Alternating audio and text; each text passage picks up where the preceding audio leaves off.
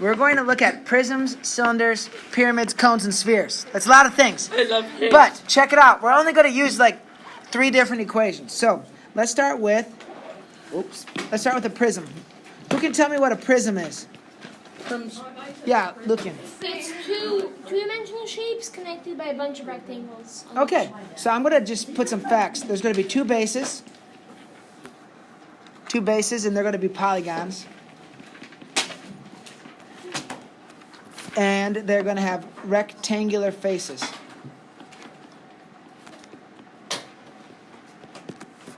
And they are named by the base. So like we have a triangular prism. It might look something like this, kind of. No, this is like a rough sketch.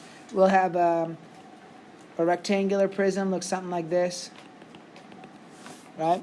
We name them by their bases. You could have an octagonal prism if you had an octagon here. Would it be octagonal? Okay, just pretend that's like a thing. Okay.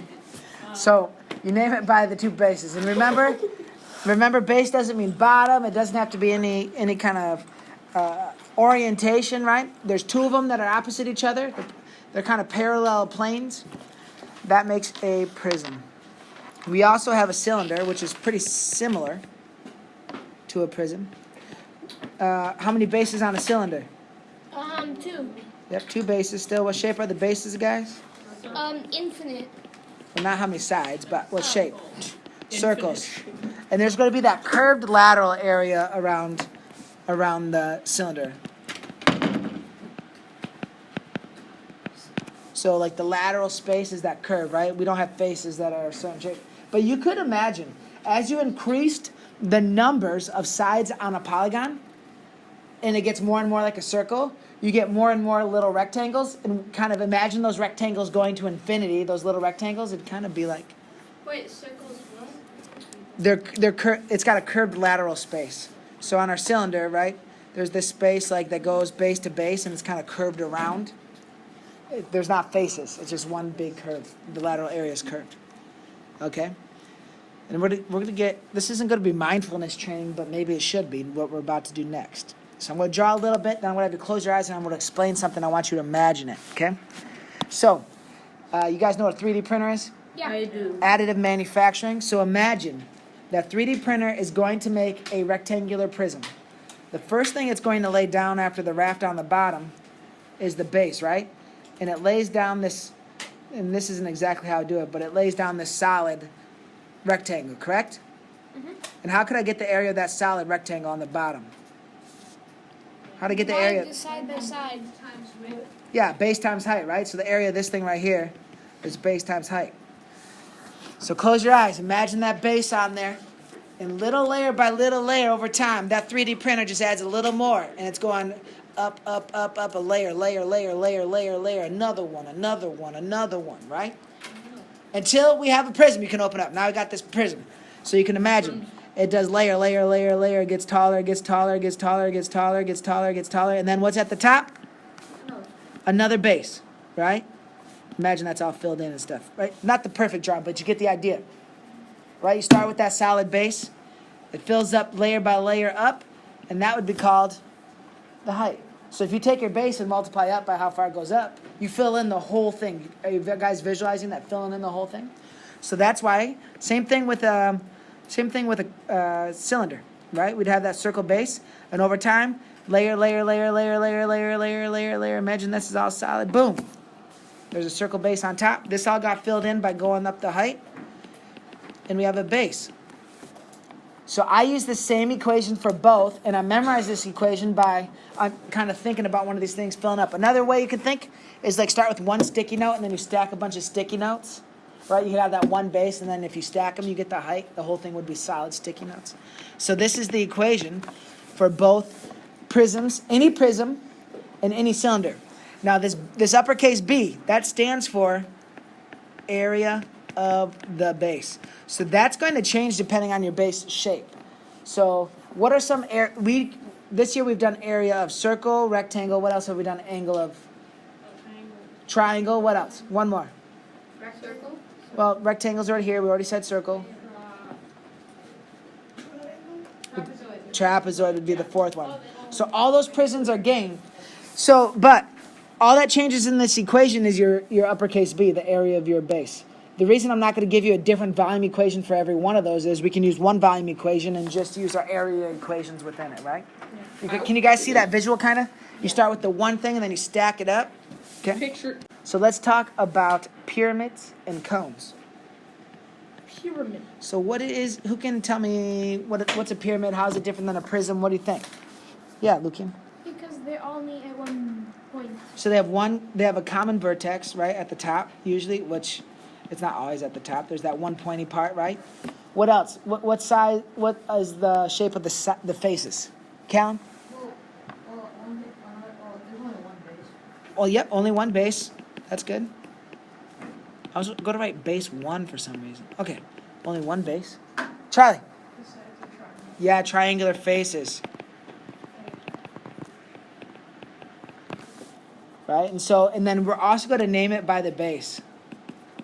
How do I draw that? So we could have a triangular pyramid that I'm going to slaughter. Oh, that was actually pretty good. We could have a rectangular prism. You could have any number of sides, base. I said prism, but I meant pyramid. I don't know how to show these all going to a point. Yeah. That exceeded expectations, actually.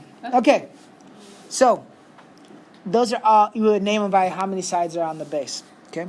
And then we also have a cone, which is like the same thing. What shape is the base? Circle. Yep, is a circle. And then it's going to have that curved lateral area again.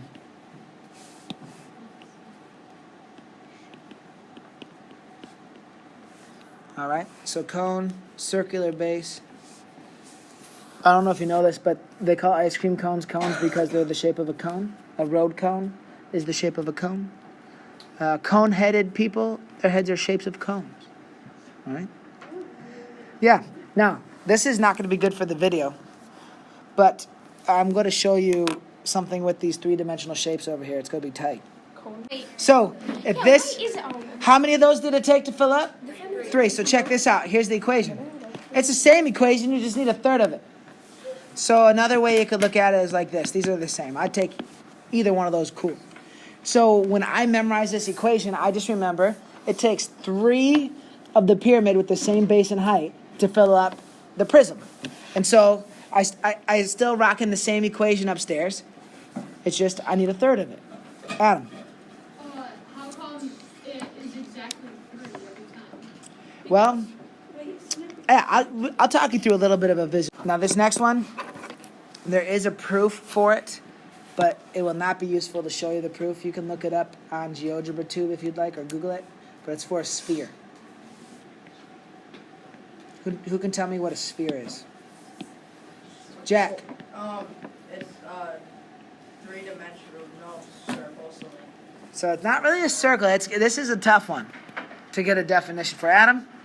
I guess it's like a ball, but if you don't know what that is, Yeah. it's a completely round object. Okay.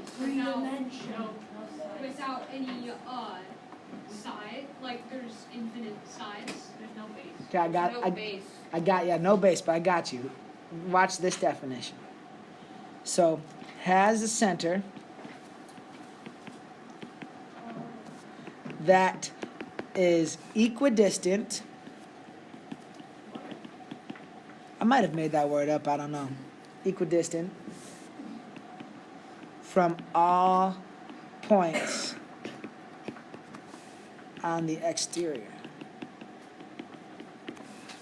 Has a center that's equidistant from all points on the exterior. So you can imagine, put in one radius and just spin that radius all around every which way direction. You've got yourself a I drew a sphere. I'll draw a sphere. You ready? You gotta shade it and add some shade it and add a But shadow. it is 3D. Okay?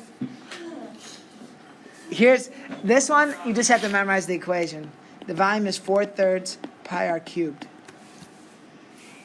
There is a proof for it and a way to explain it, but it's not going to do you any favors. Just trust me. What's really cool is what's the only piece of information you need to find the volume of a sphere? The radius. Which means if you know the radius, you know the area, circumference, and volume. It's pretty cool. Pretty big piece of information to find a lot of other things. Yeah, we're not going to do that right now, but surface area would be tough, right? You can't do wrapping paper around a ball. That's when you do the Mr. McKenzie special. You use way extra and you just twist ends. And you wrap the tape around the ends. Looks like a big Tootsie Roll or like a big, what would that look? Radish. Put it in one of those things. I'm going to show you how to get all 3.5 points on these, on a quiz. The first thing I would do for this is write volume equals area of the base times the height. There's 1 point. Maybe I should make that look more like an H. It's number 18. Volume equals area of the base times the height. Then, I'm going to substitute in the area of my base. If it's a rectangular prism, it doesn't matter. You just have to pick the opposite base, okay? So I'm going to use this rectangular base on the bottom for this. So my base is 6 times 6. And then my height would be this height right here of 6. 36. Nope, I lied. No, It's 6 by 3 by 6. Oh, so 18 times. 36 times 3, what is that? 90 plus 18 is 108. Yards times yards times yards, cubic yards. Yeah. All right? Wait, what are you? So, What? 1 point, 1 point, 1 point, half point for the units. 3.5 points each. But this, is it saying the distance across here is 6.4, the height? Yes, but that's area. We're working on the volume page right now. Is this homework? Yes. We've got ourselves a pyramid, and we remember pyramids are a third of the prism with the same base and height. So there's my equation. That's 1 point. I'm getting another point by substituting in my base, 7 times 6, times my height, which is 9. Now, one thing to note, the height has to be perpendicular to the base. If they were to tell you this distance here, right here, that's not the height, okay? You could maybe find the height using the Pythagorean theorem, but you need this perpendicular height right here, that right angle. You need that, okay? So, you put this in your calculator, what do you get? What do you get? I should have had a calculator right here.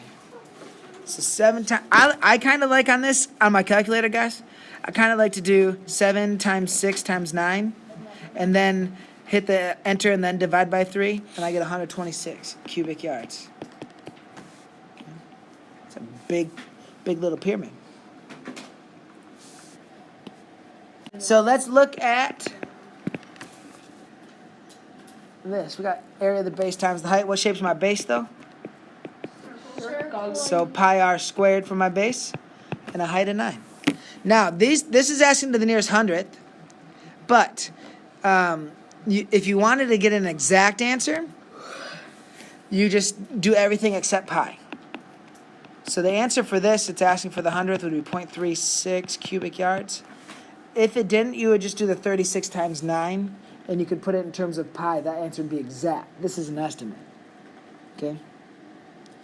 Just like this. Yeah, if I ever ask for the exact, you just do everything except the pi symbol. It doesn't mean you just write down all the digits you can. Cool. We got one more type of problem to do, guys. The answer is 1,017 and 36 hundredths. Question 21. The sphere, 21. Senior Branks would be proud of me. I don't know how to say proud in Spanish. That's the... You would ask. All right, so volume is 4/3 pi r cubed for a sphere. Here's the number one mistakes kid would do right there. What did I do wrong? No, what did I do wrong? Took the diameter. I took the diameter. The radius of this guy is 8.6. And if you were doing order of operations, you would have to cube this first, right? But if your calculator, let me tell you what I'm going to type in my calculator. Left parenthesis, 4 divided by 3, right parenthesis, times 3.14 times 8.6 raised to, so this calculator is different, there it is, raised to the third power. And your calculator will do the order of operations there to get 2,662.95 cubic miles. That's a lot of cubic miles, What yeah. could this possibly be? Maybe it's a small sphere rock flying through What space. is it? Maybe it's the world's largest soccer ball that is buried underground and just nobody knows about it. Okay. Wait, so When would this ever happen? 27 BC. I don't get how to do it. You seriously just type in your calculator like this, parenthesis, 4 divided by 3, parenthesis, times 3.14 times 8.6, and your symbol will look like something like that. 4/3 is 4 divided by 3. Fractions are division. All the things are right up here. All right, guys. That's it. That's all you got to do.